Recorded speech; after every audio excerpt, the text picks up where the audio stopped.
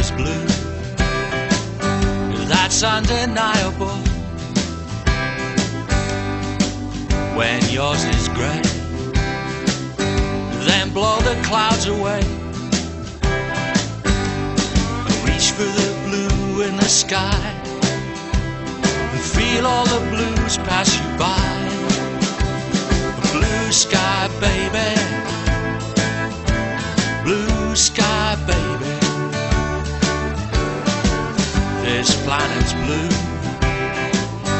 belongs to me and you. So small, they say, I'll fly round it in one day. Deeper blues through the night, diamond blues in the light. Blue sky, baby. Blue sky, baby. You know you're gonna travel far, gonna see your lucky star shining down on you wherever you are. See a star shine, baby. You're a blue sky, baby.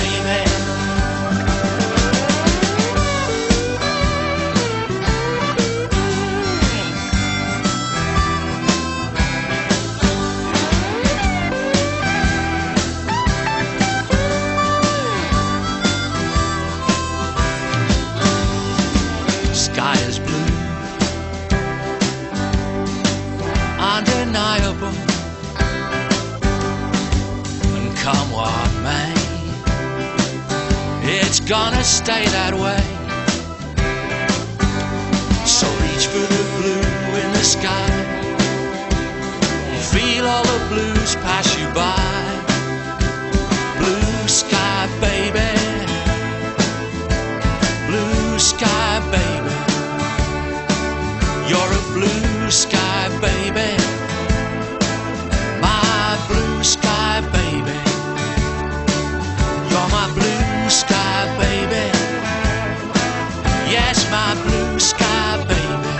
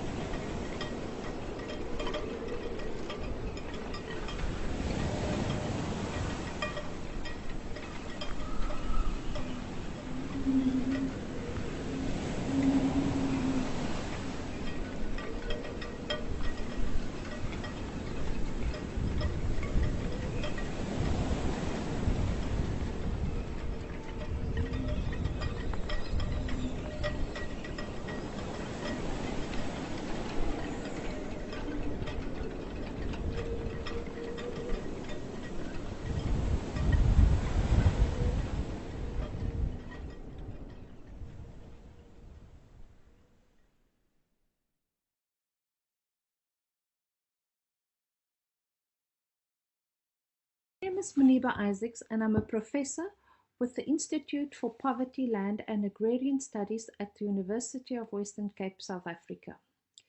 My topic today is COVID-19 and the impact on small-scale fisheries, the story of Ocean View. Today is 30 April 2020. It is our last day of our national lockdown due to the coronavirus spread in South Africa. As we all prepared ourselves mentally, physically, and spiritually to what was the new normal for us and our families, my immediate concern was, what does this mean for small-scale fisheries? What are the most urgent steps that government can take to protect small-scale fisheries sector? And what is the role for fisher organizations during and beyond the COVID crisis? It is clear fishers like Charles America from Ocean View, a fisher activist, felt that the economic impact of the coronavirus outbreak well before the virus was declared pandemic by the World Health Organization or the lockdown by the South African government. Like many small-scale fishers have been through many cycles of hope, despair, desperation, and hopelessness. In most fishing settlements along the Western Cape, the months of January and February are as dreadful as the winter months due to limited food supply or complete lack of income in fisher households. The difficulties begin in December, where social pressures dictate in some communities to spend as part of the festive season. The revenue would have come from payments related to the West Coast rock lobster season. During this time, the West Coast rock lobster is the sole reliable source of higher income. They trade the species through a chain of middlemen to China, where supply cannot be quenched by the demand. Nearly all South Africa's West Coast rock lobster goes to Chinese market, for the Chinese New Year often results in higher revenue to role players higher up in the supply chain, while small-scale fishers generate a meager income from the high-risk fishing activities. Despite the unfair distribution of the benefits, the fishers on the ground do get some short-term income to cover household expenses. Announce an immediate and comprehensive ban on the imports of live animals. The writing was on the wall for many local suppliers and also fishers like Charles, who was part of the supply chain. They felt an immediate and drastic impact on their livelihood and an oversupply of rock lobster on the local South African market. The hard lockdown also impacted negatively on the lives of fisherwomen. And according to Rowena Europa, a fisherwoman from Arniston on the south coast of South Africa, she said that she faced double threats. The one is that the impact on the lockdown in regulations in terms of as a fisher and also as a rights holder, but also the fact as a woman, she on the home front, she's responsible to care for the family, for the food, and also for schooling of the children. She also mentioned that the post-harvest activities and the livelihoods that goes with it in terms of cleaning and gutting the fish and selling the fish is no longer they can do that. Also, the arts and the crafts that they make from the ocean in terms of jewelry and in terms of food is also very limited, and this has a direct impact on their income. An oversupply of fish in storage holding tanks of big fishing industry on the one side in South Africa. And on the other side, there's hunger, starvation, and deprivation in townships and many fishing communities. Consuming nutritious protein is needed in the time of coronavirus and also COVID-19 because it's a vital for the general health of fishing communities. I would call on fishing industry to repurpose their operations to provide fish as food to these communities. Government allowing small-scale fishers to sell their catch to fishing companies We urge them to repurpose their operations to support small-scale fisheries operations and also provide fish to community markets. Very important that the informal fish trade must continue with the necessary protective gear and sanitation requirements to sell fish to the communities.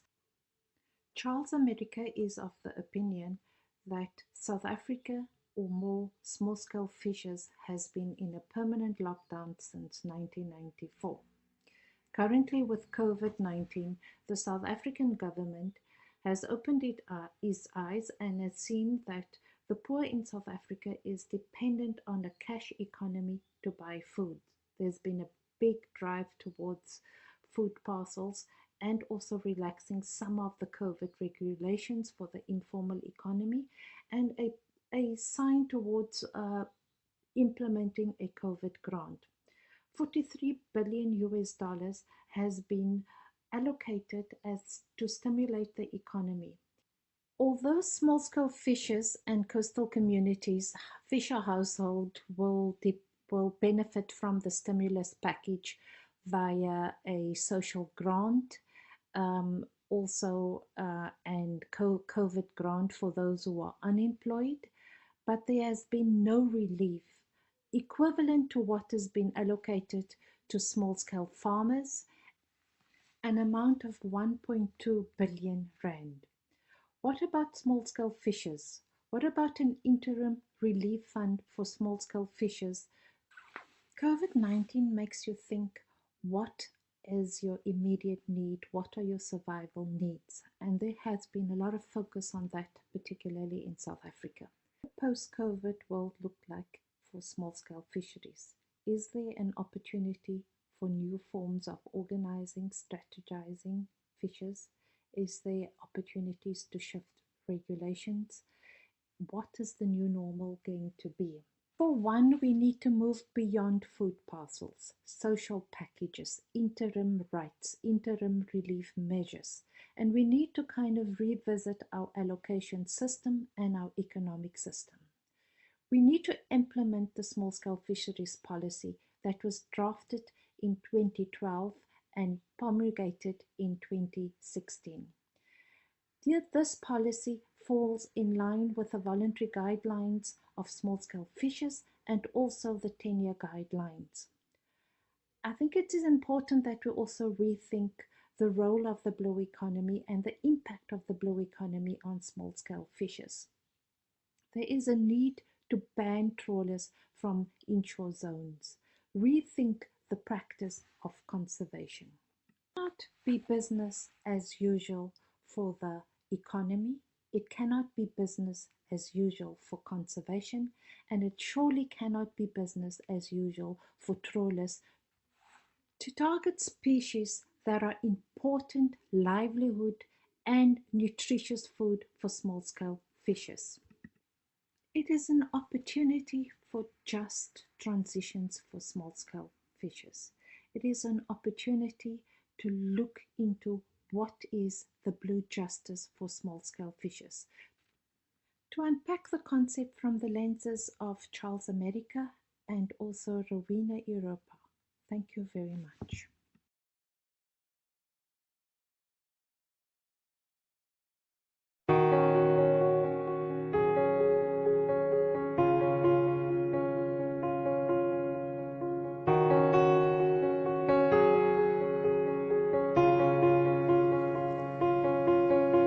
Cast away, no more space to land. I'm stranded and like a weight, you pull me further down. You can only fight the undertow for so long. In the end, you either let him go or you drown. And now I can breathe again, cast you off and come back up for air in a sea of tears. And now I can breathe again, from the depths I rise above despair, and I'll take a breath, and it goes, ooh, ooh, ooh,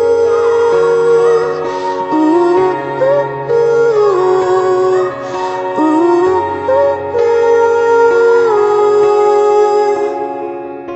Cast away, turn into the tide.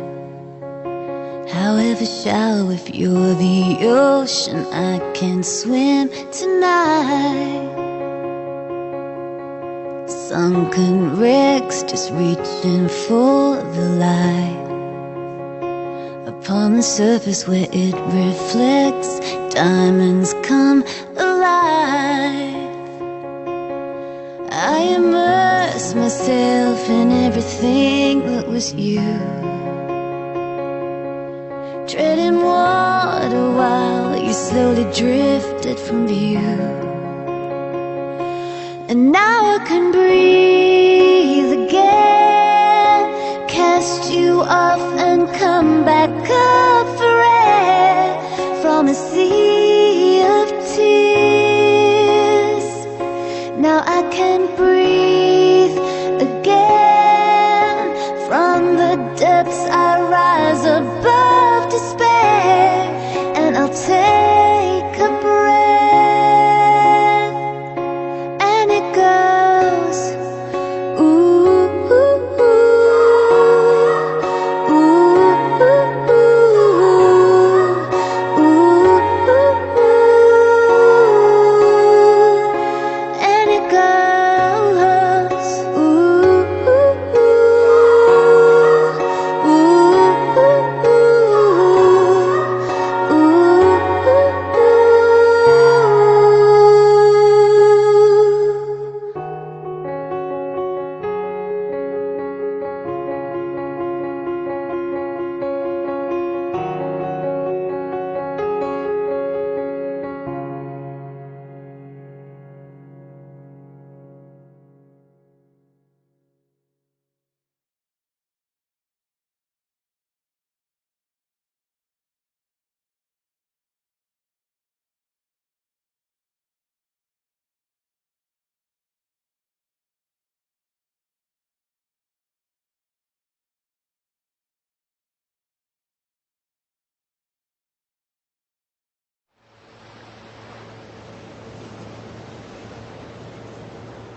We are all involved in the same story.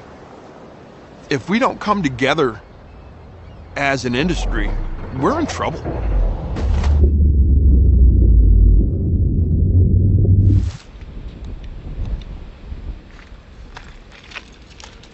My name is Tyler Murgo.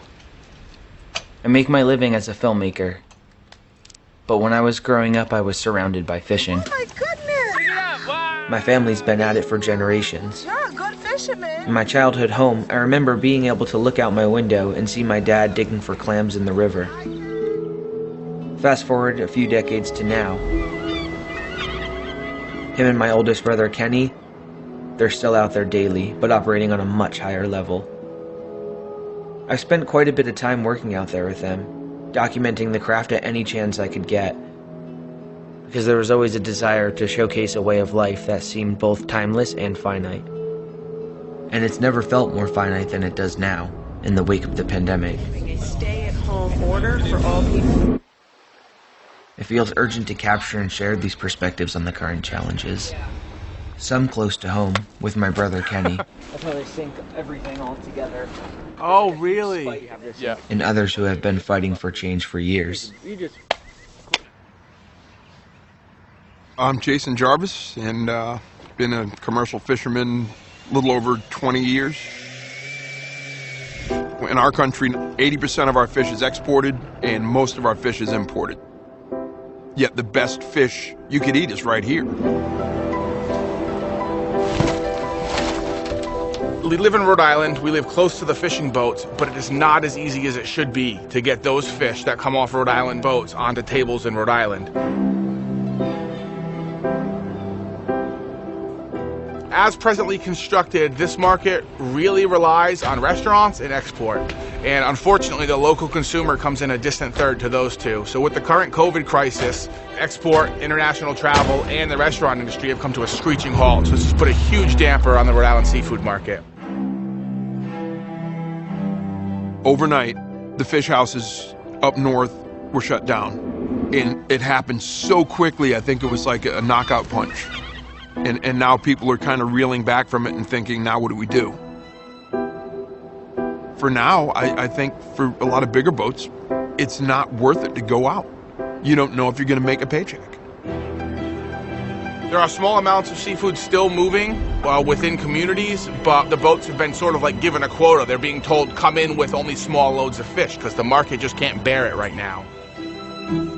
Rhode Island's definitely pushing for an emergency action for us to sell fish directly off the boat to consumers, which we've been pushing for years, but now it's pretty obvious there's a demand for it. If there's no export market, we don't have the infrastructure here to process it.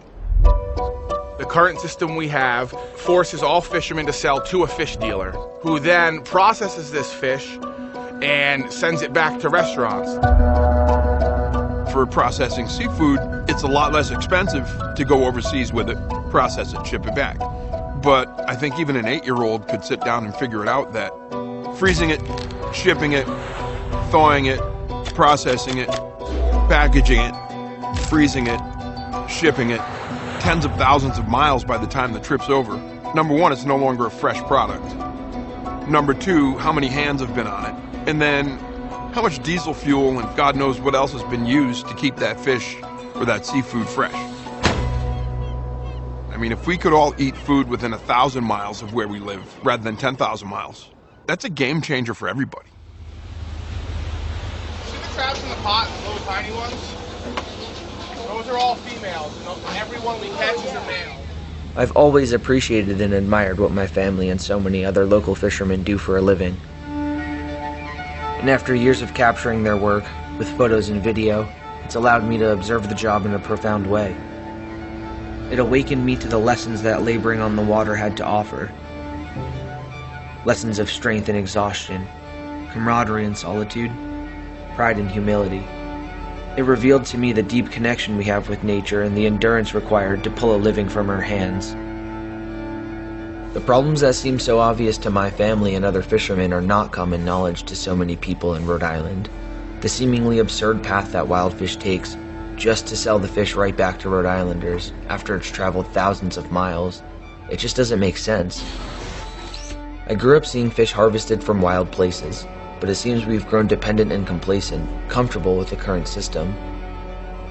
And now as everything falls apart, we've stumbled upon a historical moment. It seems like a chance to reset and to make sure that the industry changes for the better. Since this has happened, I've had neighbors flagging me down on the street saying, hey, what can I buy from you? How can I support you? Which is a good thing to see. And then when I tell them, oh, I legally can't sell you that, they look at me like I have 3 heads. Most people have no idea. And I think that would make people go to their congressmen or go to their senators or go to the people in charge and say, you know what? Why can't I get this? What do you mean this isn't available? This whole crisis shows that we need to feed ourselves as close to home as we can. Selling fish from boats is the ultimate solution. Your fishes travel single digit to maybe 20, 30 miles max if you're buying fish from a Rhode Island fisherman. My hope is that the fishing industry can come together instead of fighting each other. You know what? Let's band together and fight the people fighting us. Without fishermen and without farmers, we're all going hungry. I don't care who's to blame or the hype or the BS. The here and now is this. People are scared to death. That's the world we're in. The Great Depression brought a lot of changes. I think this is going to do the same. Good and bad. We'll see.